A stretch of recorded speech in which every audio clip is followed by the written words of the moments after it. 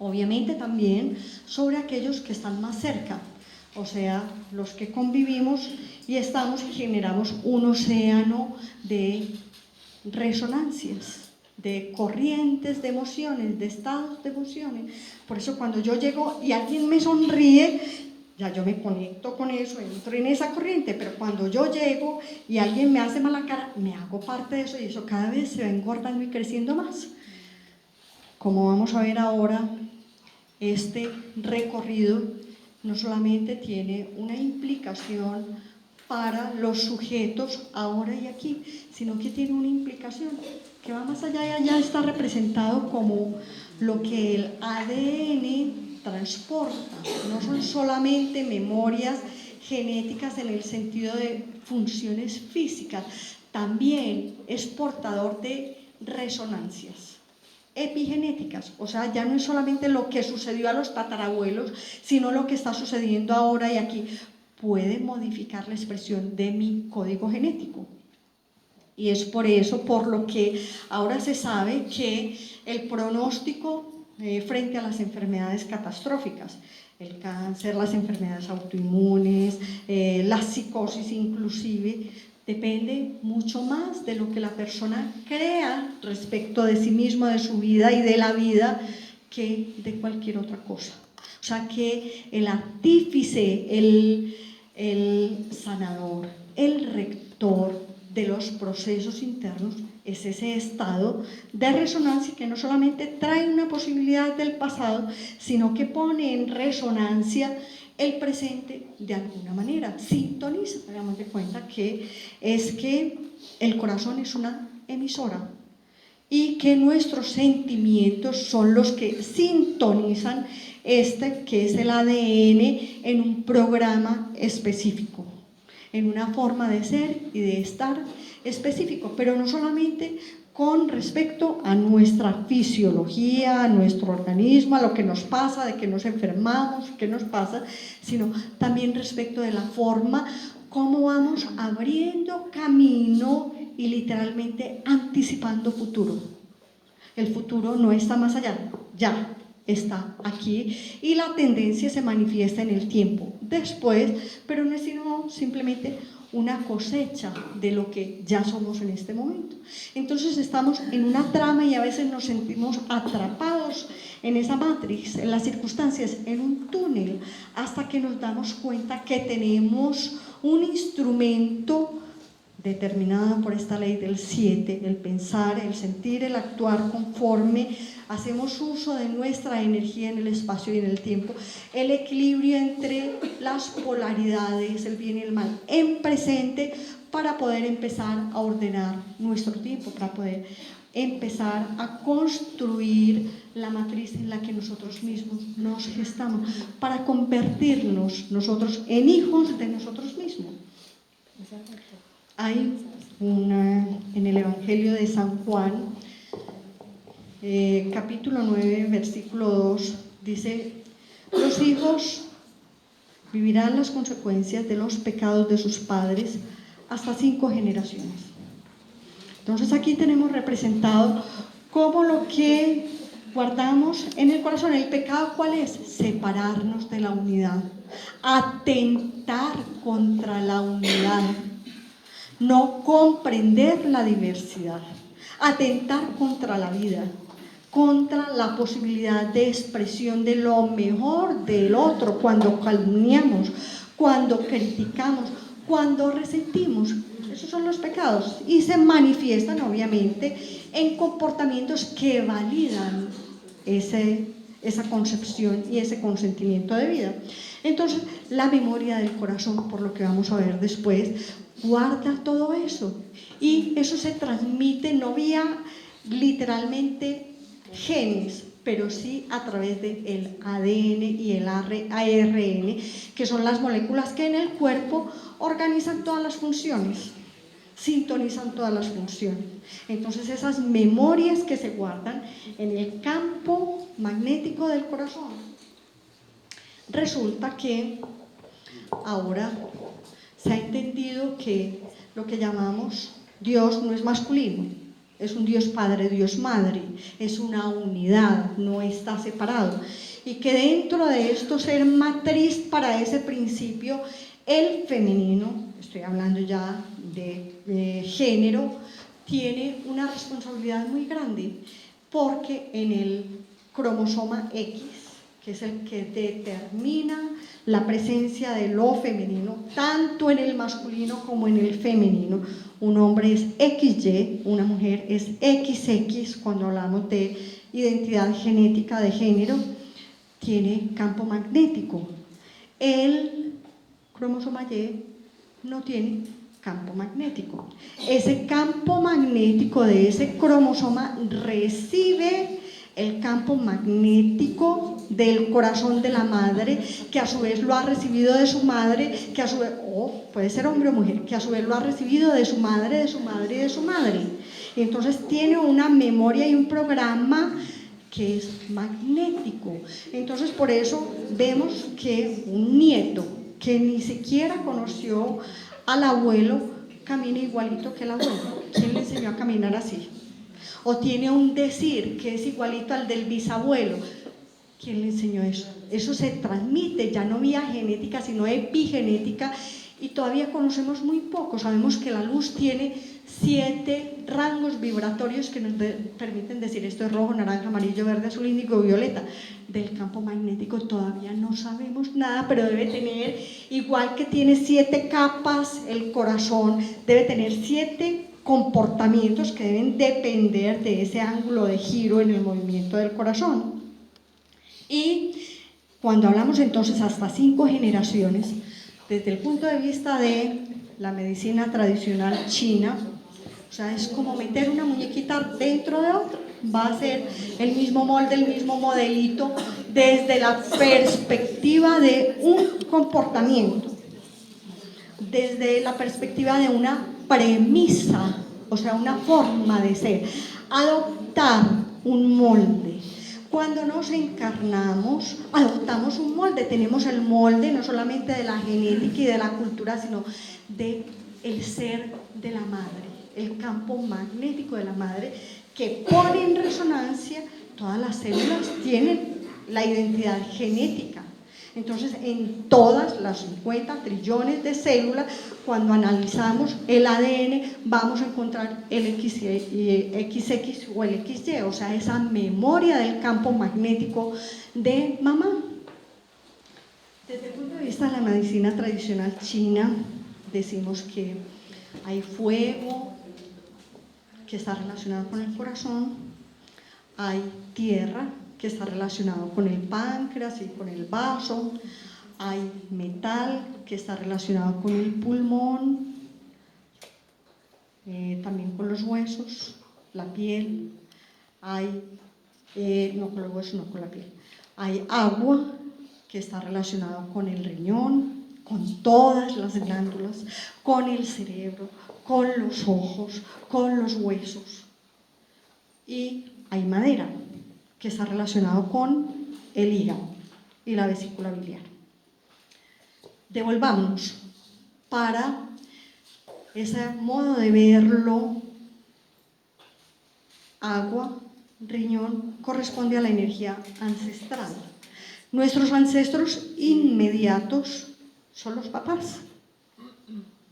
Pero ¿cuáles son los ancestros de los ancestros? Los abuelos. Entonces ya nos vamos de el hijo, que es lo que sale del agua, que es la madera, que es el que llevó la madera a cuestas, un madero, una cruz, o que es Prometeo atado a las rocas con los buitres devorándole el hígado por haber robado el fuego de los dioses. Ese representa el hijo. El hijo viene de ese movimiento agua, que son los padres. Los padres vienen del movimiento metal, que son los pulmones. Los abuelos vienen de los bisabuelos, vienen del movimiento tierra, que son los bisabuelos. Y los bisabuelos vienen del movimiento fuego, corazón, que son los tatarabuelos. Entonces, es volver al centro. Ese 5 representa, si tenemos el hijo representado en el hígado, los padres representados en el riñón, los abuelos representados en el metal, en el pulmón, los bisabuelos representados en el vaso y el páncreas y los tatarabuelos representados en el corazón. 5 quiere decir ir al corazón. La forma de entrar en ese proceso de, llamémoslo, de redención. Por eso el Hijo tenía Cristo, la cruz, en la que se crucifica en el centro, en su corazón, y se conecta con ese principio que a la vez nos redime a nosotros. Entonces es entender y comprender el corazón como el puente, la puerta de entrada, como la clave para sanar lo que llamamos el karma, para actualizar nuestra potencialidad perfecta, nuestro estado de ser humano perfecto y volver a conectarnos desde la unidad, que es representada por la luz, en esas 7 formas de ser, volver a cargar como hacía Blancanieves, como hacían los enanitos para Blancanieves. ¿Qué hacían los enanitos? Los enanitos trabajaban en la mina de diamantes y eso es lo que hace cada una de nuestras glándulas y de nuestro centro. Elabora aquello que está en la matriz, que es la mina, lo más luminoso para la Blancanieves, que es el alma, que es el ser que somos, más allá de la genética, más allá de las circunstancias. Entonces vamos a hablar un poco de ese ser para terminar esta primera parte. Estamos entonces en ese centro, en una matriz, adoptando el estar, el parecer, el tener, el deber, el querer, el temer, todas las cosas que tenemos como si esas fueran nuestras coordenadas. Se nos ha perdido de vista la coordenada de la luz, de la claridad, de los ritmos naturales, de el amanecer y el anochecer, quiere decir el empezar de nuevo y soltar lo que ya pasó, el salir a la luz, el actualizarnos, el permitirnos ser el que somos, y en ese estado entonces nos identificamos con algún modo de ser, algún modo de estar, entonces se nos vuelven o la familia, o los hijos, o las obligaciones, o el conocimiento, o la fama, o el dinero, o el sexo, o el poder, la razón de ser. No se nos vuelve un medio para ser el que somos, sino un destino. Y ahí empezamos a embolatarnos y ahí empieza toda esta historia de cómo, igual que vimos en las muñequitas rusas, vamos pariendo civilizaciones sin hogar, civilizaciones sin norte, civilizaciones sin futuro, desconectados. Pero recordemos, es solamente que nos desconectamos. El principio está ahí permanentemente. Y en vez de considerar en este primer periodo de la vida, de acuerdo a esto que les decía, que son los ritmos naturales de la luz y de la oscuridad, del pasado a través del presente para movernos al futuro, para llegar a ser, tenemos primavera, verano, otoño, invierno y los ciclos del ser humano, en el que en la primera vuelta es como la primavera de la vida hasta los 28 años y decimos, pero es que esta vida se trata de otra cosa. Hasta los 28 años pensamos que todo se vale, que todo se puede, que la vida es para gozarla, que vida no hay sino una, hasta que nos damos cuenta de otra cosa y empezamos otro proceso. Pero digamos que aquí en la primavera, a los 3 años, sucede un evento, por ejemplo, que un niño vive la viudez de su madre, la muerte de su padre, la violencia intrafamiliar, el desarraigo, le quemaron la casa, le quemaron todo lo que tenía y tuvieron que salir de la ciudad, como está pasando en estos éxodos. Hoy día todavía sigue sucediendo el éxodo. Aquí hay algo que lo hace a él temer, porque todavía es muy vulnerable. Y esa huella se encarna, se hace parte de su existencia y es como una semilla que va a dar frutos después. y es posible que se convierta. Tiene dos opciones: o en algo de lo mismo de lo que fue víctima, o alguien que no se atreve a hacer el mismo por temor a que suceda lo que suceda, a menos que en este proceso ir y venir de la vida, en el que adopta formas de ser, arquetipos, llegue más allá de la acción y reacción. Yo soy así porque, hasta que nos preguntamos, ¿y para qué? Ya no lo es porque, sino ¿y para qué me enojo? ¿Yo para qué deseo esto que estoy deseando? ¿Para qué sostengo esta relación en la que nadie está aprendiendo? Nos estamos haciendo daño. ¿Para qué quiero ir allá a toda costa? Entonces empezamos en las preguntas de los ¿para qué? Y si no, no podemos volver a este centro del ser. Cada vez nos convertimos más en esclavos del mundo, de lo que sucede, de lo que puede pasar, de lo que tenemos. Porque la verdad es que los que están en la parte superior de la espiral evolutiva trabajan para los demás. Tenemos que trabajar para los demás. Es al revés. No es que yo tenga alguien que me cocine y alguien que me arregle el pasto y alguien que tal cosa y alguien... No, yo trabajo para que todos ellos hagan lo que saben hacer y lo que pueden hacer.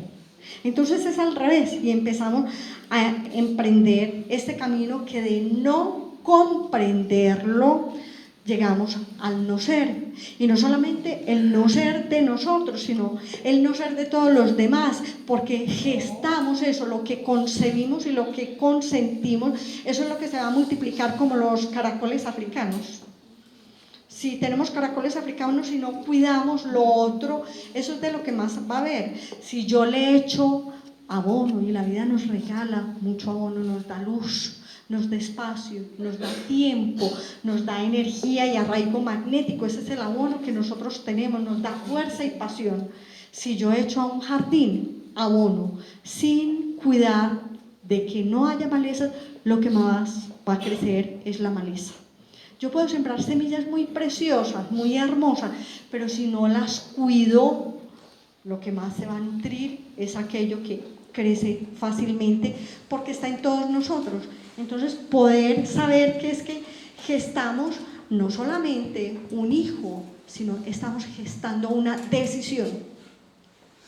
La decisión de ser humanos, de ser el ser humano que somos.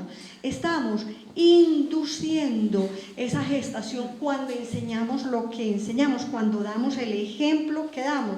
Un niño no aprende porque le decimos que tiene que ser correcto, sino porque nosotros lo somos. Lo primero que se lee, incluso se dice que hay un punto de emergencia en el centro de ese torbellino, ciclón del corazón, que está más allá de la velocidad de la luz, es más rápido que la velocidad de la luz. Nos sienten así desde antes incluso que yo piense hacer algo, porque ya me dio la gana, porque tengo ganas, ya en el cerebro se están activando esas neuronas.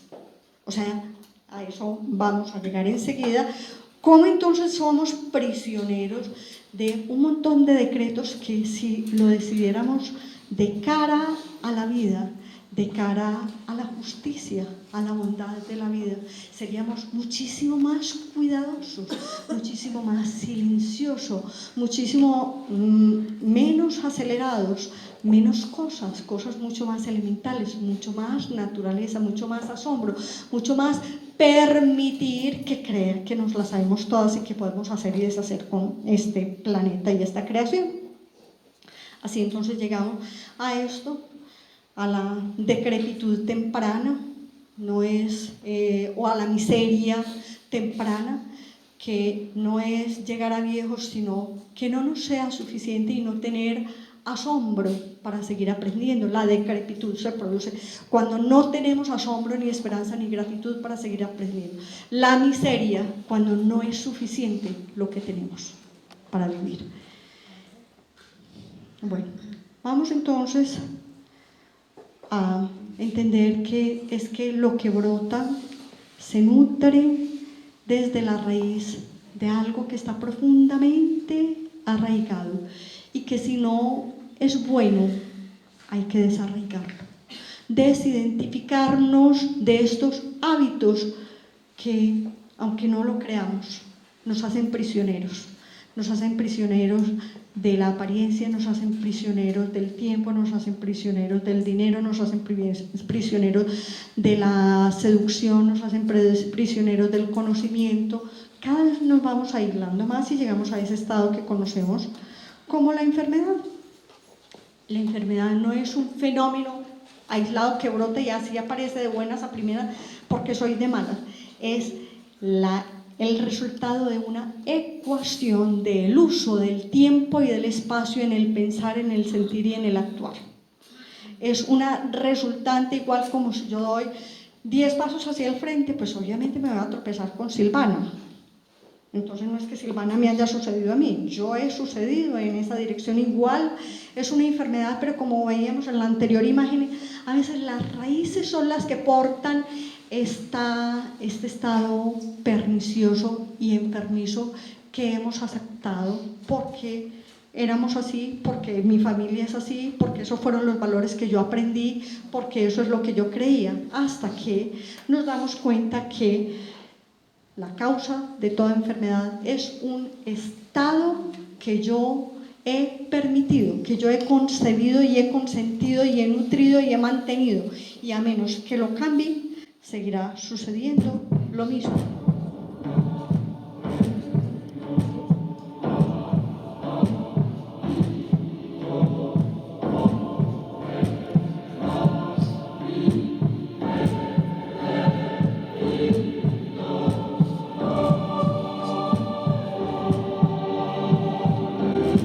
Vamos a cerrar los ojos adoptando la actitud de esa imagen.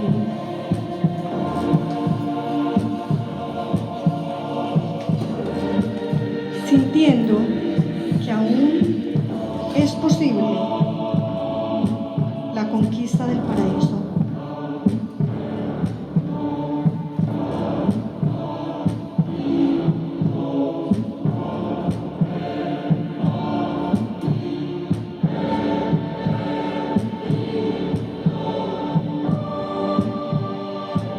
Apertura de corazón, diciéndole a la vida, aquí estoy.